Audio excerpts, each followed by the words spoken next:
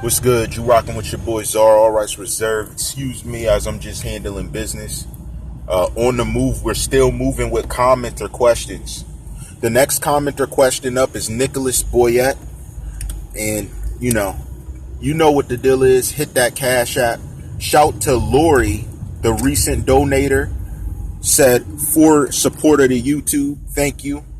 I'm also going to go back down at the bottom of the list and start up with everyone who's donated so far, including I'm going to write down the names of the donators that donated to the GoFundMe directly.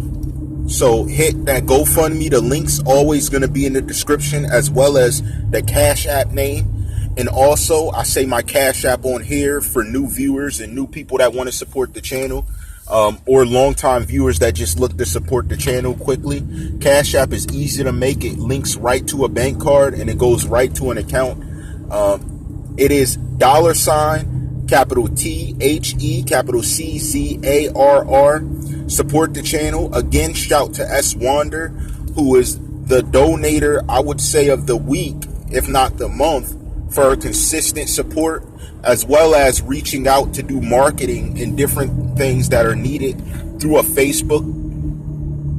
And we're going to get into what Nicholas said. Now, Nicholas Boyette had a very intricate point to make, and that's why I wanted to bring this next. And I have two more that I'm planning to do if time serves me well today. Now, Nicholas Boyette compared the Tentacion debacle to Paid in Full, the movie. Now, if you guys remember that had to do with Cameron, that had to do with Mekhi Phifer and Wood Harris, the three main characters. Wood Harris played Ace, Mekhi Phifer played Mitch, and Cameron played Rico. Now, what's very important to his correlation, and I do see what he's saying, this correlation is pretty dope, actually, except you would have to find a character for the fourth man. So if we're presuming these guys had a relationship, what he's saying is one of the guys basically planned to trick the rest to get out of doing time. Now, we're just going to speculate who could be who. So if we're going to think of who could be who, I would say in this scenario that we'd have to see Michael Boatwright as maybe a type of Rico character, being the situation of the evidence found on him and it turning back on him in this way. As we know, at the end of the story, Rico paid the price in his own way, but at the same time, Rico got over on Mitch, which was he acted like he was doing something and he got him. So are we saying that Rico would be Michael Boatwright, or are we saying that Rico could be Trayvon Newsom? Now, we don't know, but if we're going to say who Ace is, according to the information I have today, I would have to say that's Robert Allen, and we'll know shortly why. I want to say Robert Allen's lawyer, out of all the lawyers, seems to have made the smartest decision to date, and I have a separate video we're going to do speaking on that. But sticking to the Paid in Full narrative, we also have that Mitch, even though he was deceased at the end of the story, I'm thinking that would be Dedrick D. Williams, because we've seen how he was attacked in prison, allegedly. I'm going to say that I don't think he was raped, but he was attacked in prison, and that led to other incidents, as we know, to him to make certain choices, but he's the last one needed to lawyer up. And it seems that Michael Boatwright may be able to slip out the situation with just a free lawyer, being the way his trial is going thus far, and how this free lawyer is taking his case very seriously. And that's implicated in many different ways, as we see the decisions during trial that are being made to basically earn him his freedom again and challenge the state on having found the evidence in that car. This is a very important statistic to see, because not many times when they find evidence does someone have a lawyer to step up and take the brunt of the force of the case and fight back. But his free lawyer is fighting back accordingly. Now, Robert Allen's lawyer is just as smart, because, again, we'll talk about it a little later, but he's basically throwing in a device on different details we have discussed. Again, do these people watch TheCzarr Rights Reserve? If y'all do, hit that Cash App, because you guys are making a lot of decisions according to what we've discussed. And I never actually gave solutions to what you could do to counteract that situation, but you're making moves to counteract it accordingly to the information that I spoke on, which is actually pretty cool. So I'm very grateful to see this type of activity. You know, even though lives hang in the bounds, we get a very nostalgic feeling to see that these lawyers are showing their technique and their finesse that they've learned in law school, and showing, hey, I didn't sit up in here and learn for years just to come out here, say I'm defending somebody and I ain't really fighting for him. And I appreciate that type of stuff, especially from different type of professional standings dealing with situations with evidence handled so badly. And basically, these lawyers for each man are taking on and basically like, oh, what did you find? Well, we're saying you didn't find nothing, so go ahead and prove us wrong. And I like that, because what they're going to do is put themselves in a position to actually challenge these investigators to step up to show they did their job. Now, the paid in full reference, although I do like it, I will say I do not think these guys were of that level, neither of that rank, to have been big bosses in their hoods, to have done what they've done.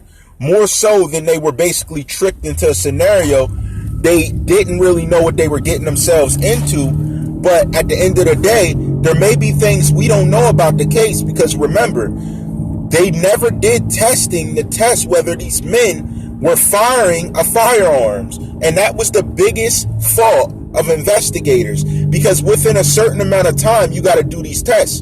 Now, did they get Diedrich this way? I don't know. But I do not see when and how they would, being they ran to a manhunt. You see, the great thing is, you can do a manhunt and you have the feds on your side who are magnificent at hunting people down. That is what most of them do. They have many connections, as well as ATF and these other forces that revolve around law that are trained to find individuals. We see this on a normal basis. Movies, they play with it, but they really are that good. Now, even though they did this and they rushed to their resources, they didn't do enough homegrown evidence collection. I repeat, they didn't do enough home evidence collection. You guys ran out to your resources and you didn't check the obvious places. How do I know? Because you're finding evidence in the grandma's car. Listen, you should have found this evidence the day after you arrested one of the individuals and you found out any information. Now, let's say you did pick up Michael Boatwright and he was implicated. Let me repeat this in a better way that's more fair to what you guys are doing. The day after you found out he was related to the case, you should have been ransacking all areas he provided life at.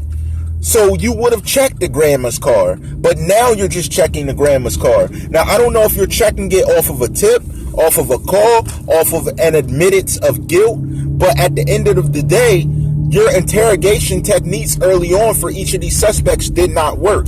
That's the only problem. You see, and the paid in full reference is fun, but because these guys' rank weren't of that level, they weren't of that nature, and you played with them like they were, you missed the mastermind. You did. You really did miss it.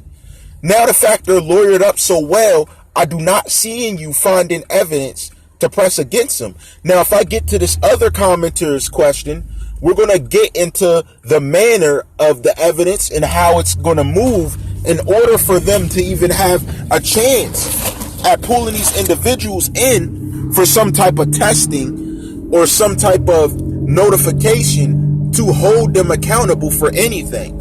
And it's sad because even if they do this, there's going to be a good argument from the lawyers to not only lessen their time, but to take a stance from the way these lawyers have addressed the situation. They've come in fearless and they basically challenge you as the investigators. You do not have anybody who's a mastermind on your team to fight against them with any correlation of relevant evidence to go forward with your charges. Now you're trying to take DNA evidence and circumstantial cause of evidence when you miss the deadline of time to even match that to a suspect readily to make them face the music before they even lawyered up. They lawyered up this late in the case and they still have a fighting chance. That is a bad thing to allow. And that's part of the reason why I say you did this all the way wrong. So if any of these men are let go, investigators need to be reprimanded. This is the type of bad investigations that make cold cases. Seriously, it really does. When you're investigating around lunch and you're really not putting yourself into it allegedly, then you're just building the foundation for a cold case. And that would be why I have this list of so many cold cases that looking at this list of cold cases that happen out of Broward County, you guys have made so many mistakes. It's just synonymous. It's synonymous. Now you have the world watching you, and you're dropping the ball every time. And I could do cases locally for me as well. But in the same time, you know, when you guys do stuff like this and you think you deserve to walk home with a paycheck, that's my problem. Why are these investigators paid in full? Why are you paying in full for dropping the ball? Every time they drop a case, they should get 25% dropped off their pay.